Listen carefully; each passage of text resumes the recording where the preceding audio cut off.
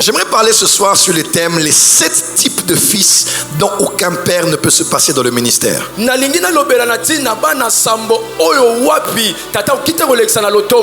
7 types de fils dont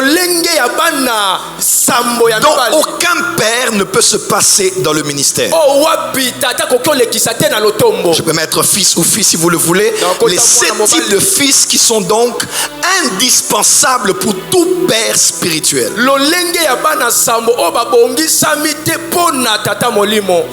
Amen. Amen. Amen. Amen. Troisième type de fils. Est-ce qu'on est béni aujourd'hui? Ce sont les fils qui peuvent mourir avec les secrets de leur père sans même les dire à leur femme.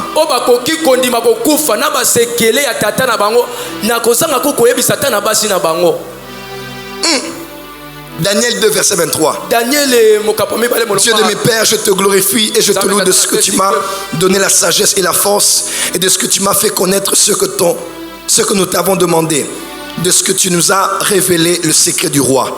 Proverbe 25 verset 9. Défends ta cause contre ton prochain, mais ne révèle pas le secret d'un autre.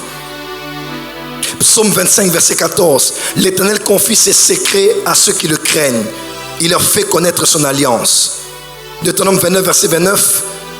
Les choses cachées sont à l'Éternel. Dis avec moi, même Dieu a des secrets. Dis le roi a des secrets. Le prochain a aussi des secrets. Pourquoi pas ton père? Même Dieu a des secrets. On dit même le roi a des secrets. Ton prochain a des secrets. Tout père de sa vie, de son foyer, de ses enfants, de ses intimités, a des secrets. Est-ce que tu aimes qu'on expose tes secrets?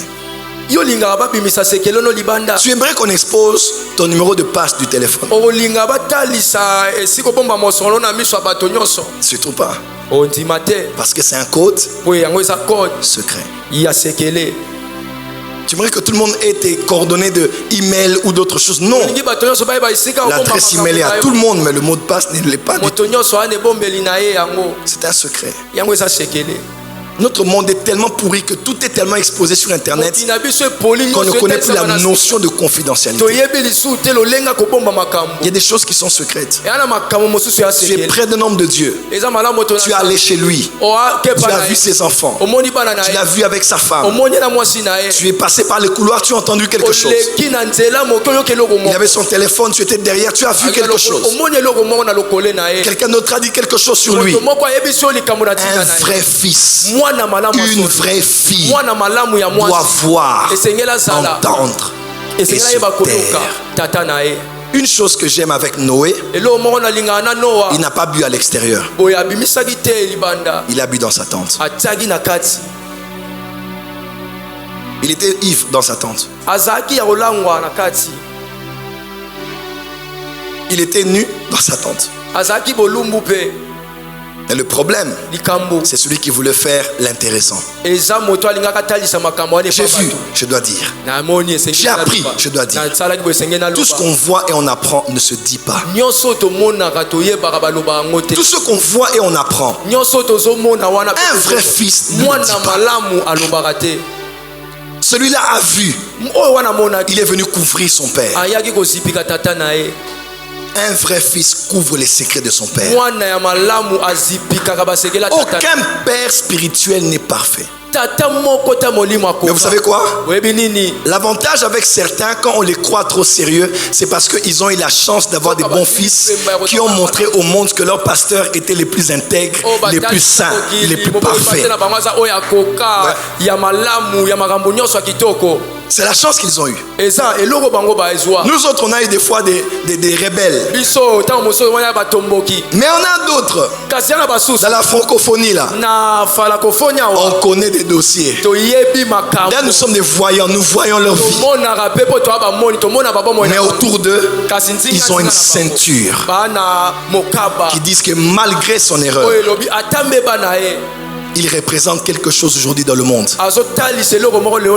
On ne peut pas, au nom d'une indiscrétion, détruire la foi de beaucoup de gens qui l'ont vu comme un homme saint. Est-ce que si je dis qu'un père doit pécher? Non. Je dis qu'on doit approuver n'importe quoi, loin de là. Mais n'oubliez pas, quand Dieu a appelé Moïse, il n'était pas le meilleur. Aaron était là, Mariam était là, mais il a choisi Moïse. Quand il voulait l'envoyer dans l'école de la puissance, il a dit à Moïse, prends ta main, prends la verge, jette. Et il a jeté. Deuxièmement, prends la main, mets dans ton sein. Quand il a sorti, la main qui était pure a eu la lèpre. La lèpre venait d'où? La lèpre venait d'où? Elle venait de son sein. Parce que chaque général Naaman peut avoir une armure, mais des fois il se bat avec une lèpre à l'intérieur. Les hommes de Dieu passent par des temps difficiles. Beaucoup de serviteurs de Dieu sont là. Ils passent par des temps de dépression. C'est pas facile ce travail. Tu ne peux même pas le dire à un enfant. Mon père spirituel me disait cette semaine dernière, il me dit, Joël, nous sommes arrivés à un temps où aimer est devenu un risque. Échanger avec quelqu'un est devenu un risque. Le risque qu'on reprenne ce que tu as dit et qu'on l'utilise pour te poignarder. Que Dieu te donne d'être un fils et une fille fidèles et qui sait garder les secrets. Même ton mari ne sait pas. Même ta femme ne sait pas. C'est un homme de Dieu. Son côté là, ça ne me regarde pas. Ce qui est de Dieu, on va avancer avec. Dis à ton voisin, apprends à garder les secrets.